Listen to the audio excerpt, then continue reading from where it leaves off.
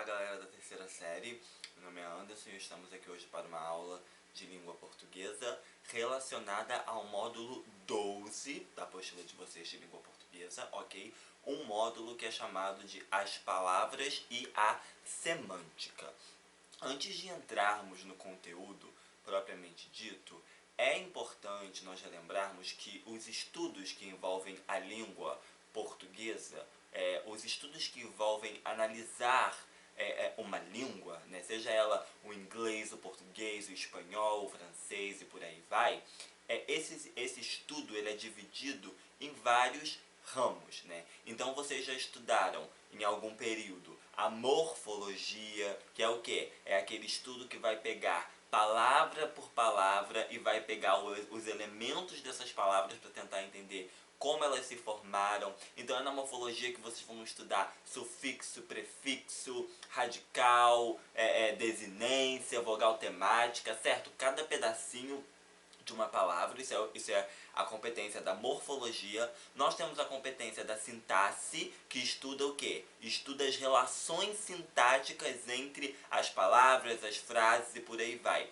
E nós temos também a fonética, que estuda os sons da fala, certo? Então nós podemos ter a fonética que estuda os sons, a sintaxe que estuda as relações entre as frases, entre as orações, e a morfologia que estuda as palavras de maneira estanque, de maneira separada, para ver como elas foram formadas. Aí, nós temos também um quarto elemento que seria a semântica, que é o que vai tratar esse módulo de vocês. Há algumas discussões que dizem respeito a ponderações, se a semântica faz ou não parte dos estudos mais gramaticais da língua. Mas, como a semântica estuda os significados das palavras em diferentes contextos, há a opinião de que trata-se sim de um estudo mais gramatical da língua, porque nós usamos a língua para nos comunicar. E eu só consigo me comunicar se eu consigo produzir no meu receptor significados, sentido, certo? Eu posso até fingir que eu estou entendendo o que a pessoa está falando, mas se eu for embora fingindo que entendi, ainda assim eu não vou ter entendido e não vai ocorrer ali uma comunicação. Então a comunicação ela só ocorre quando nós conseguimos gerar sentido. E a semântica chega para estudar justamente os sentidos das palavras, os significados que elas podem assumir diante de diferentes contextos, né? Por exemplo, vou dar dois exemplos para vocês perceberem nesse pontapé inicial qual é o papel, qual parece ser a função da semântica. Olha só essas duas frases. A primeira, a grana está curta, certo? E a segunda, curta o passeio. Preste atenção na significação da palavra curta nessas duas frases. Quando eu falo a grana está curta, curta aí nesse contexto funciona como o quê? Como um adjetivo, porque ele está alterando o sentido, dando maior significância à palavra anterior, ao termo anterior, que é o quê? Grana. Então o que está curto?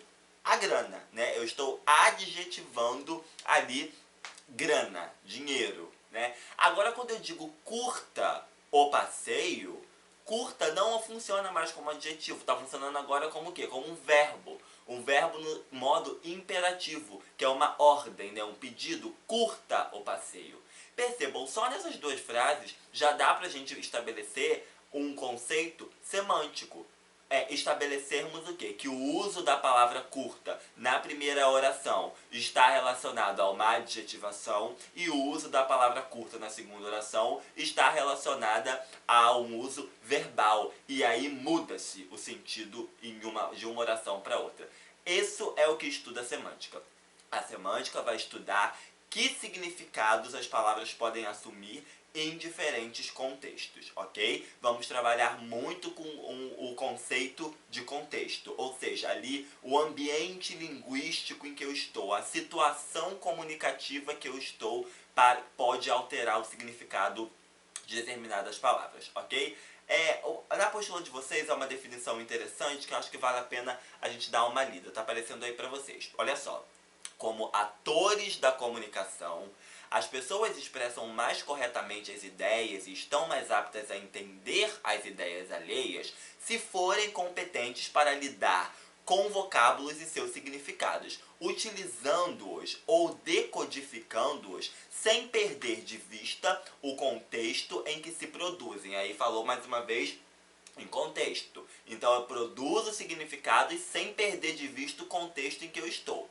Não é exagero afirmar que a efetiva compreensão do mundo depende do adequado exercício desta competência, que envolve saber usar as palavras e entender os diferentes sentidos que podem ter em contextos distintos. Então, olha só o que a apostila traz. Não é exagero afirmar que a efetiva compreensão do mundo depende do exercício da semântica, ou seja, eu só consigo ser um cidadão no mundo, eu só consigo entender o mundo se eu tenho conhecimento semântico, se eu consigo entender o que uma placa está querendo me dizer, para eu poder me guiar ali naquele lugar, o que uma mensagem está querendo me dizer. Eu só pertenço ao mundo se eu consigo absorver estes significados, ok? É importante também no estudo da semântica a gente diferenciar os conceitos de denotação e conotação, porque isso também tem a ver com sentido. Quando nós usamos uma palavra no seu sentido denotativo, ela está no seu sentido real, né? No seu sentido dicionário, digamos assim, no sentido de dicionário. Agora, quando eu uso uma palavra no sentido conotativo, aí ela está no sentido figurado. Por exemplo, quando eu falo assim, ganhei uma flor de presente. Flor, eu estou falando de fato no sentido original dessa palavra. Agora, quando eu digo fulano, fulana é uma flor, eu estou usando aí uma metáfora. Flor não está mais no sentido da planta, no sentido original. Então, é muito importante também pensar que denotação e conotação assumem aí um papel importante nessa produção de sentidos, ok? Para começar os nossos estudos, nós vamos falar de alguns processos de semântica. Vamos falar de sinonímia, vamos falar de antonímia, vamos falar de homonímia, vamos falar de polissemia e parônimos, ok? Que são os principais processos semânticos. Então nós vamos ver um por um, beleza? Quando a gente fala em sinonímia, nós temos que pensar automaticamente em sinônimos. O que são sinônimos, gente? Os sinônimos, eles estão ligados à equivalência de sentidos. Eu sei que vocês já estudaram sinônimos e trazia-se sempre aquela definição simples. Ah, o que é um sinônimo? Sinônimo é uma palavra diferente, que tem uma palavra que tem escrita diferente, mas o mesmo significado, né? Então, traz essa função, essa definição clássica de sinônimo. Palavras que têm o mesmo significado. Há de se pensar que os sinônimos estão ligados a uma equivalência de sentido, ou seja, o sentido de uma palavra equivale ao outro. Então, o sentido de bonita equivale ao sentido de formosa. Então, quando eu consigo aproximar duas palavras, né, quando o sentido de extenso se aproxima com o sentido de grande, nós, quando conseguimos fazer essa aproximação, essa equivalência de sentido entre duas palavras, nós temos aí casos de sinônimos. Olha o exemplo que eu separei para vocês. O novo carro da Tesla possui a função piloto automático, onde o motorista pode soltar as mãos do volante e o veículo permanecerá seguindo seu curso. É importante, porém, que o condutor esteja alerta para assumir o automóvel a qualquer instante, caso ocorra algum problema. Preste atenção no jogo de sinônimos que foi usado aí. Eu comecei carro e depois, para me referir a carro, eu falei veículo e automóvel. Há uma equivalência de sentido entre essas três palavras.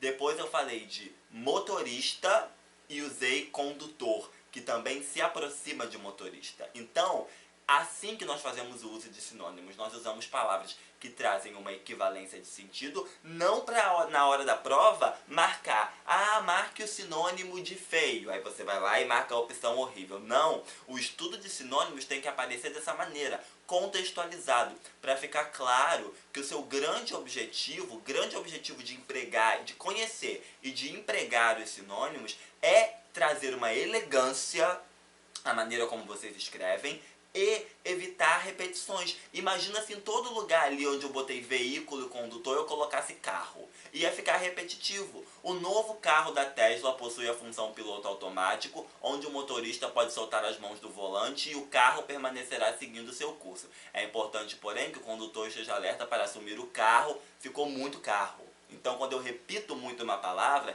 isso traz uma perda de credibilidade para o meu texto. Então, é muito interessante a gente conhecer os sinônimos para poder escrever pensando, eu já repeti essa palavra demais, então eu vou buscar agora um sinônimo para evitar essa repetição. Ok? Isso é dica, inclusive, para redação, para os textos dissertativo e argumentativo de vocês. Evitem repetições exaustivas. Não estou falando que não pode haver repetições. Há repetições que, se bem feitas, não influenciam em nada ali a construção e a credibilidade do texto. Mas você repetir em 3 períodos, e em cada um deles repetir a mesma palavra, fica complicado, né? Não há muita credibilidade.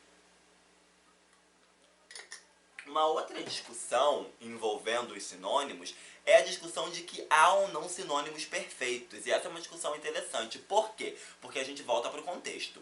Dependendo do contexto em que eu uso, palavras que até então eram consideradas sinônimas não são mais. Vocês sabiam, por exemplo, que a palavra assistir tem equivale-se semanticamente à palavra morar? Ao invés de dizer, ele mora no Rio de Janeiro, eu poderia dizer, ele assiste no Rio de Janeiro. Assistir e morar são sinônimos. Só que nós geralmente usamos a palavra assistir com outro significado. Eu vou assistir ao filme, eu vou assistir à luta, eu vou assistir ao jogo. Quando eu uso assistir nesse contexto de enxergar, eu não estou mais tendo um sinônimo de assistir com morar, porque eu estou usando com um novo sentido, um novo significado. Então, essa discussão de se há ou não sinônimos perfeitos, tudo depende do contexto em que eu estou usando, ok? Tudo depende do contexto. O contexto pode alterar a ideia central da palavra e a partir daí eu não ter mais um sinônimo, tudo bem? Então, enquanto os sinônimos estão ligados a essa equivalência de sentido, os antônimos estão ligados à não equivalência de sentido. Então, se nos sinônimos nós estamos aproximando as palavras, nos antônimos nós estamos distanciando estas palavras. Ok? Então, acontece uma ideia de oposição. Essa ideia de oposição ela é muito usada em antítese, em paradoxo, num jogo de contraste que a gente coloca no texto. Lembram do Barroco? O grande tema do Barroco era o quê? Era o desespero do homem de não saber se seguia as regras do mundo ou as regras divinas.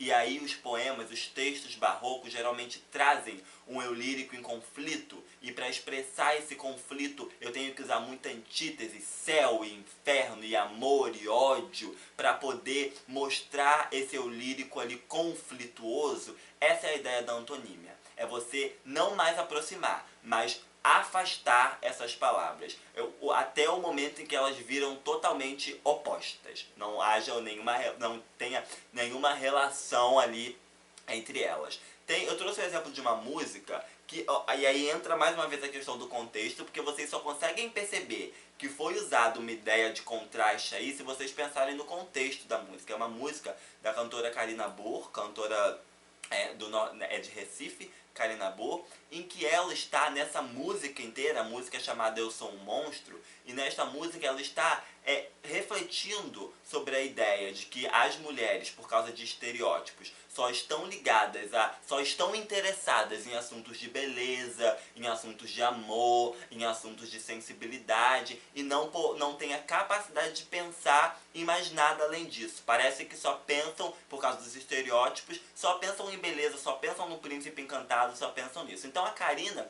tenta desconstruir essa ideia nessa música, Eu Sou um Monstro. E olha o que ela diz nesse trecho que eu separei pra vocês. Hoje eu não quero falar de beleza, ouvir você me chamar de princesa. Eu sou um monstro. Olha o contraste que está sendo feito aí. Eu posso facilmente opor esse termo monstro à princesa. Monstro é um antônimo total de princesa. Os príncipes e as princesas lutam contra os monstros. E eu também posso colocar aí a ideia de beleza, porque uma coisa que é monstruosa não é bela. Então ela usa essa construção contraste, né, essa posição contrastante de monstro com princesa e beleza para poder afastar esses significados. Então essa é a ideia da antonímia, é você usar uma antítese, você usar um paradoxo, você usar uma ideia oposta que afaste dois termos, sempre com um princípio de interpretação. Tanto que eu tive que dar o contexto da música antes para vocês conseguirem perceber com mais clareza por que é uma relação antonímia, ok? De antonímia, tudo bem? Antes da gente ir para os nossos próximos tópicos, é importante a gente fazer uma rápida definição que traz a apostila de vocês no box, aprofundando, de campo semântico. É uma coisa muito interessante, porque campo semântico não é a mesma coisa que sinônimo. E aí tem que prestar atenção nisso, porque olha só. Se eu digo dedos, cabeça, olhos, nariz, boca, orelha, braços, enfim. Tudo isso que eu disse agora não são sinônimos, mas eles estão dentro de um mesmo campo semântico. Qual é? O campo semântico de partes do corpo humano. Então, quando eu tenho um campo semântico, eu tenho palavras que elas estão conectadas, interligadas, não por serem sinônimos, mas por fazerem parte de um mesmo grupo. Geralmente, para representar campo semântico, a gente faz uma grande bola assim, e a gente vai adicionando dentro dessa bola todas as palavras que podem estar dentro do campo semântico. Então, por exemplo, eu escrevo aqui futebol, e aí a gente faz um quadrado embaixo e vocês têm que escrever todas as palavras que para vocês estão dentro do campo semântico de futebol. Aí você vai colocar jogador, árbitro, bandeirinha, gol, bola, atacante, zagueiro. E aí tu vai colocar clube, time. Você vai colocar todas as palavras que vierem à sua cabeça que estão dentro desse campo semântico futebol. Então, a definição de campo semântico ela é mais larga do que a definição de sinônimo, porque as palavras elas não têm o mesmo significado, ok? Atacante não tem o mesmo significado de zagueiro, que não tem o mesmo significado de centroavante, mas elas estão conectadas por quê? Por causa do campo semântico, tudo bem? Então agora a gente pode seguir em frente para falar dos homônimos, das relações de homonímia. As relações de homonímia, as palavras precisam ter alguma característica em comum, ok? Ou na grafia, ou no som, ou nos dois. Então nós podemos ter três tipos de relações de homonímia. Nós podemos ter os homônimos que são perfeitos. Como assim? Homônimos que são perfeitos, o nome já diz. Eles são iguais tanto na grafia como na pronúncia. Só mudam o significado. Por exemplo, preste atenção nessas duas frases. Para com isso.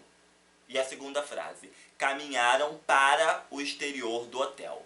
Na primeira frase, para com isso, para é um verbo.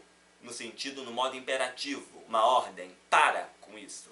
Agora, na segunda frase, caminharam para o exterior do hotel, para é uma preposição de orientação, de movimentação. Caminharam para o exterior do hotel. Então, na primeira frase eu tenho para, escrita com P-A-R-A e pronunciada para.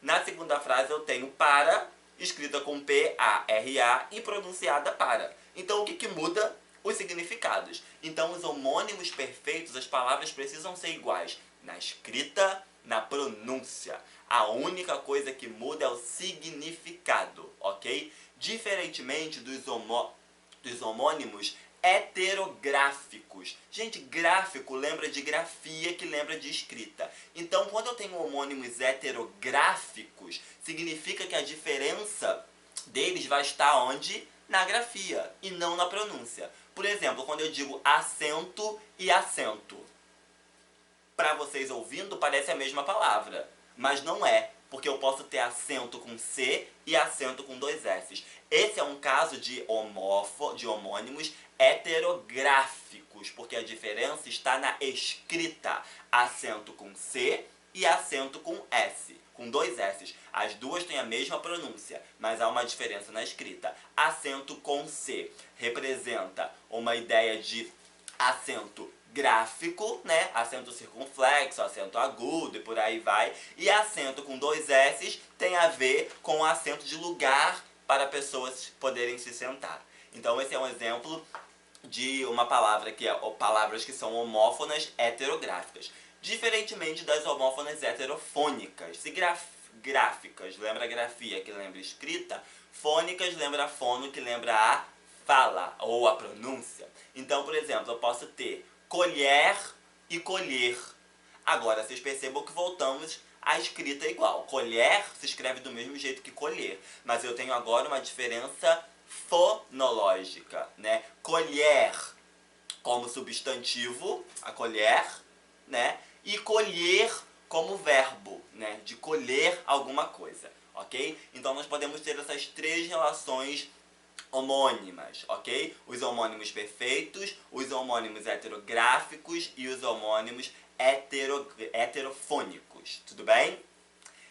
Nós temos também outra relação interessante que a apostila de vocês traz, que são os parônimos, e que são bem interessantes, que são palavras que elas se parecem. Gente, olha só, nós estamos falando dos homônimos, nós estamos falando de palavras que são iguais, ou iguais tanto na escrita como na pronúncia, ou iguais na pronúncia, ou iguais na escrita.